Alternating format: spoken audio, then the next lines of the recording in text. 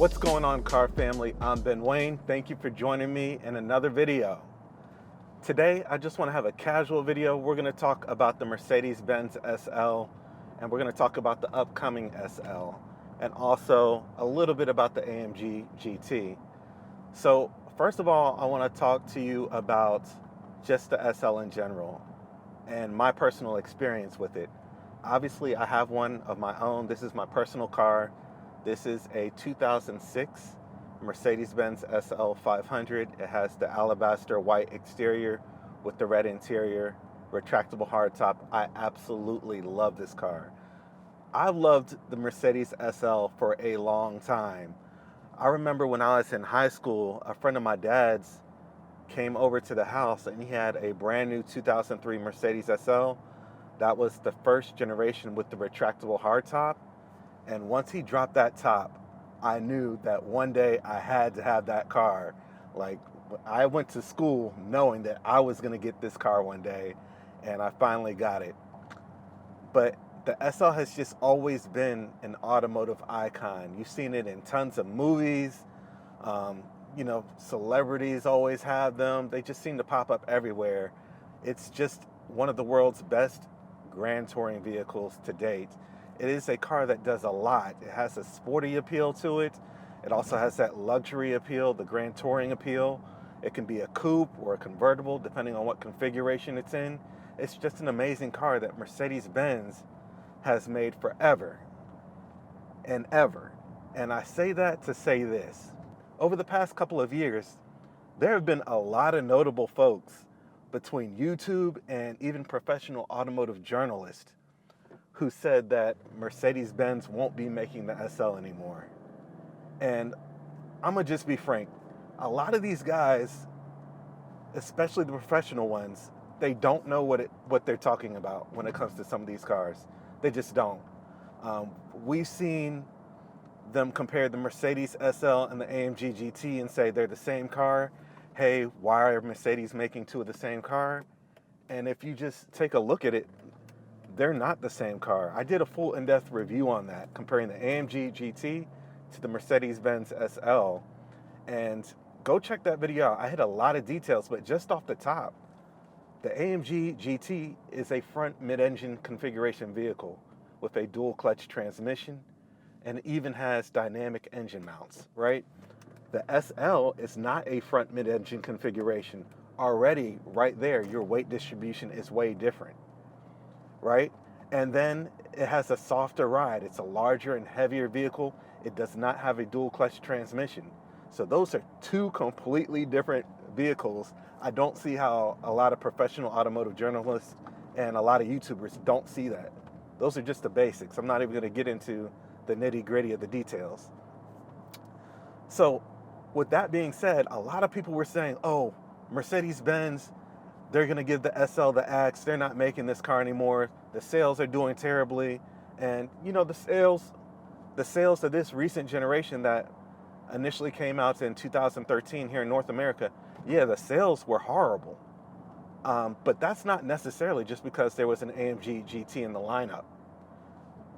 Quite frankly, this past generation of SL that is getting ready to leave is one of the worst looking generations, in my personal opinion. And a lot of SL fans and fanatics and other people, they say the same thing. It just didn't have that curvaceous classic look. If you look at the front of it, the pre-facelift model, the headlights just seem to be all wrong. It seemed to be blocky. The front of the car looked like it was designed by somebody different. Somebody else designed the back of the car and one person designed the middle. It looked like it was designed by three different people who didn't talk to each other, right? That's one of the problems with that car, and that led to some of the poor sales of that car. Now, with that being said, there was a refresh of that generation in 2017 where they kind of fixed the front a little bit. As a matter of fact, that is part of the reason why the convertible AMG GT was delayed. And that's because, simply put, the SL needed some help in the looks department. It wasn't a good looking car like it had been. People had came to expect the Mercedes SL. When Mercedes releases that, it's a winner. It's always a winner. People have tried to emulate that car, for example, the Cadillac XLR, and that car failed miserably against the SL. I'm not saying that isn't a nice car, it is, but compared to the SL, it just couldn't pull it off. So I think the looks of the current generation SL are truly what hindered it. On top of that, it was an expensive car, and there were other offerings in the Mercedes-Benz lineup. Yes, there was the AMG GT, which looks really good compared to the SL, but again, it's a different car. You could take that AMG GT to the track and have fun with it. In the SL, you're going to get a ton of understeer because, quite frankly, it's heavy. It's designed for, driving long distances at high speeds and having all the luxury and comfort you could possibly imagine. Fast forward to present day, while we're making this video, is Mercedes-Benz USA posted a photo on their Instagram account which showed some photos of the next generation SL prototypes hitting the road. Now, how is that possible if people are saying, oh, Mercedes-Benz isn't making this car anymore? And it turns out, yet again, here's another generation of SL, and this time is being fully developed by AMG. So I would wager to guess you're only going to have AMG variants of this vehicle. Maybe a 53 model with their new straight six, and probably a 63 model with the 4-liter bi-turbo V8. I'm not sure. I'm just speculating at this point. As far as the SL65 is concerned, I doubt that's coming back due to the strict emissions. The SL65 is discontinued right now as is. So with that being said, it seems like the SL is here to stay, which I always knew it was. It seems blatantly obvious to me. I don't see how other people couldn't see that, especially if you do automotive journalism for a living. I don't see how people miss that.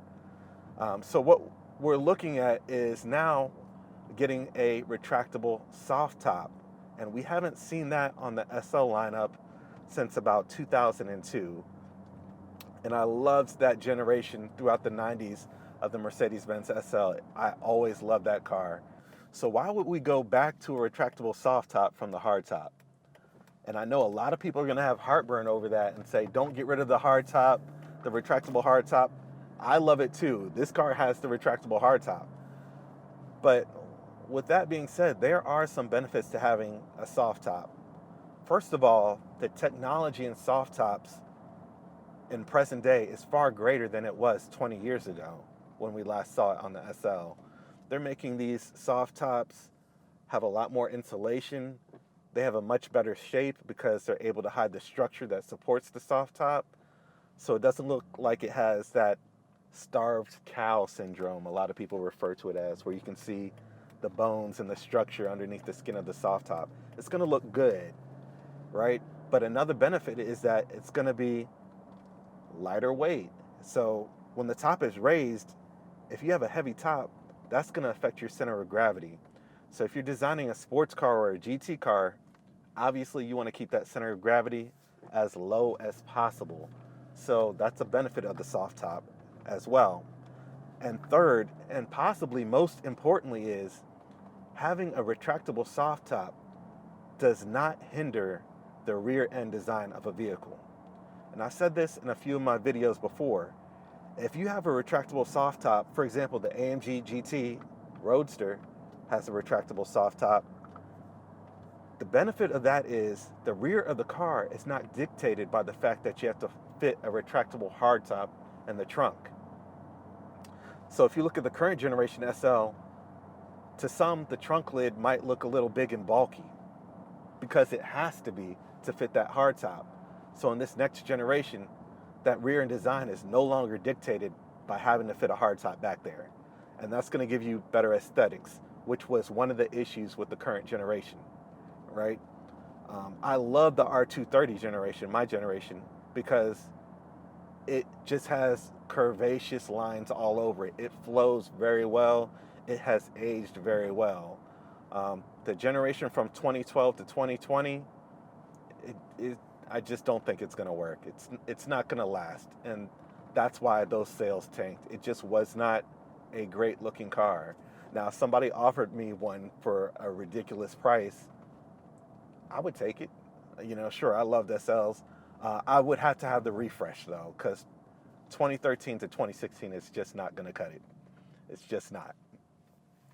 So having a retractable soft top is definitely a benefit. The only concern I have is that soft top probably won't have a panoramic roof option.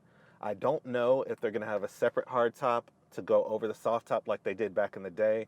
That would be interesting to see. I would love to see that. But just from the pictures alone and the camouflage, what do you guys think about the car? It looks like the car's a little bit smaller than it is currently, but it also looks, it's sportier. It's definitely sportier, looks more aggressive. I like the creases that are going along the side profile. Maybe that's just camo, I don't know. We'll definitely have to wait till the car is officially revealed, but just in the camo alone, and the disguise that they have on it, I can already tell it's a better looking car. I remember back in the day when they were getting ready to reveal this outgoing generation of SL, they had the camo on it, and even though it was covered with camo, I could tell the proportions didn't look right, and I was like, man, this doesn't seem like it's gonna look good. And everybody was right about that. It wasn't the best looking SL, but just based off the spy photos or the photos Mercedes-Benz released, it looks like it's going to be quite the looker. There's also a rumor that it's going to have 2 small seats in the back. I don't know. And also, it seems like we're not getting another generation of the AMG GT. Now with AMG taking over the design of the new SL, we probably won't miss it at all. It looks like it's going to have that long nose, short tail. You don't know what transmission is going to go in it. I would wager to guess a dual clutch transmission is going into it, because Mercedes-Benz is using that in a lot of their standard cars now. And this is going to be an AMG model, so I would wager to guess you're definitely getting a dual clutch transmission. So with that being said, the only major factor that leaves out is engine placement. Is it going to be a front engine configuration, or is it going to be a front mid-engine configuration, meaning that the engine sits behind the front axle of the vehicle, giving you that ideal weight distribution? Like in the GT. In the GT, the weight distribution, I believe, is about 47% to the front and 53% to the rear. And that gives that car exceptional handling. If they did that for the next generation SL, there's no point in having the GT, because you're getting all those performance features, you're getting the looks, and then the comfort that we all missed from the present generation. So that's just my thoughts on that. You guys let me know what you think in the comment section. I wonder if all the so-called go-to automotive YouTubers and automotive journalists are gonna comment on the fact that everybody was blatantly wrong about not having another generation SL, because it seems like it's here. Now, rumors say that since it's doing road tests now, the car might be revealed later this year and come out as a 2021 model. Hopefully that is the case. If so, I can't wait to get behind the wheel of that car. I'm a huge SL fan, and it would be nice to see it take its rightful place as the top tier in the Mercedes-Benz lineup again. It's just a beautiful car. I personally have always considered it as one of the flagship models. With that being said, a lot of people are going to be wondering, well, what's going to happen to the S-Class Coupe and S-Class Cabriolet? From what I've read in the reports that have been put out, it looks like the S-Class Coupe and S-Class Cabriolet are getting the axe. I did love those cars. Those are beautiful vehicles. Those vehicles are huge, though. They're heavy, and they're not going to have that sporty characteristic that you want to have in the Mercedes-Benz SL. With that being said, the S-Class Cabrio and Coupe are large enough to sit 4 adults, 4 full-size adults. That's not going to be what you're looking for in a sports car, which is why the SL will either be a 2-seater or have 2 small seats in the back. With that being said, I am really excited to see this car, and hopefully it won't be a long wait between its official unveiling and then it hitting the showroom at the dealerships, because I'm so excited to drive this car. I've loved the SL forever. As long as I've known this car's existed, I've loved it. As a matter of fact, my mom, when she was in medical school, she loved the SL back then. So maybe it's in my DNA. I don't know. So you guys let me know your thoughts in the comment section. Thank you guys so much for joining me in this one, and I'll be sure to talk to you soon. Thanks for watching.